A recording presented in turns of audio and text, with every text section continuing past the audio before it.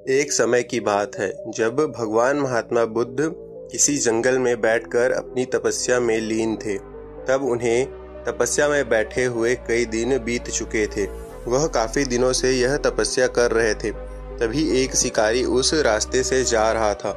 उस शिकारी ने महात्मा बुद्ध को पहचान लिया कि यह कौन है। तब शिकारी ने महात्मा बुद्ध के बारे में काफी कुछ सुन रखा था। उनके बारे में बहुत बड़ी बड़ी बातें सुन रखी थी, किंतु वह महात्मा बुद्ध की बड़ाई से संतुष्ट नहीं था। तब उसने भगवान महात्मा बुद्ध की परीक्षा लेने के लिए सोचा।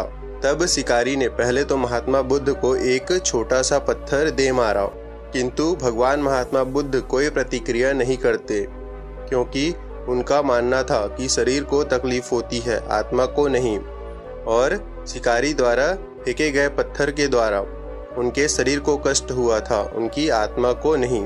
तब शिकारी कुछ समय सोचता रहा कि महात्मा बुद्ध को जरूर गुस्सा आएगा और वह इस चीज की प्रतिक्रिया जरूर देंगे, किंतु भगवान महात्मा बुद्ध अपनी तपस्या में इस कदर लीन थे कि उन्होंने कोई प्रतिक्रिया दी ही नहीं। फिर पुनः शिकारी ने भगवान महात्मा बुद्ध पर एक और पत्थर दे मारा। यह पत्थर उनकी आंखों के ऊपर लगा और उस जगह से काफी खून बहने लगा।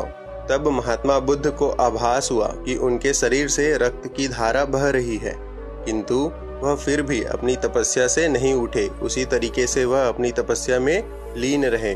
तब इन सब को देखकर उस शिकारी को गुस्सा आया और उसने पुनः एक पत्थर और महात्मा बुद्ध की ओर फेंका। महात्मा बुद्ध के शरीर से अब खून बहुत अधिक बहने लगा। इतनी पीड़ा महसूस कर भगवान महात्मा बुद्ध के आंखों से आंसू निकलने लगा। तब उस शिकारी ने महात्मा बुद्ध के पास जाकर उनसे पूछा कि मैंने आपको पत्थर मारा तो आपने कोई प्रतिक्रिया नहीं दी, ऐसा क्यों? तब भगवान महात्मा बुद्ध ने उस शिकारी से बड़े ही सरलता के साथ कहा, क्योंकि तुम्हारे द्वारा दिए गए चोट से मेरे शरीर को कष्ट हुआ, मेरे मन मस्तिष्क को नहीं। तब वह शिकारी भगवान महात्मा बुद्ध की बातें सुनकर अचंभित रह गया। फिर उसने पूछा कि आपके आंखों से आंसू क्यों बह रहे हैं? तब इस पर महात्मा बुद्ध ने पुनः कहा कि तुम्हारे द्वारा किए गए अनुचित कार्य के परिणाम के बारे में सोचकर मेरा मस्तिष्क, आत्मा और मेरा मन विचार कर रो पड़ी। तुमने इतना बड़ा पाप किया है, अब तुम्हें अपने भविष्य में कैसी सजा मिलेगी, यह सोचकर मेरा मन रोने लगा।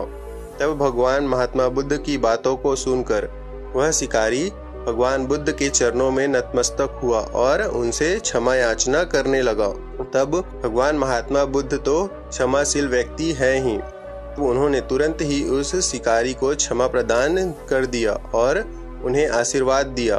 तब वह शिकारी भगवान महात्मा बुद्ध का आशीर्वाद पाकर एक महान व्यक्ति और साधक के रूप में अपना जीवन व्यतीत करने लग गया।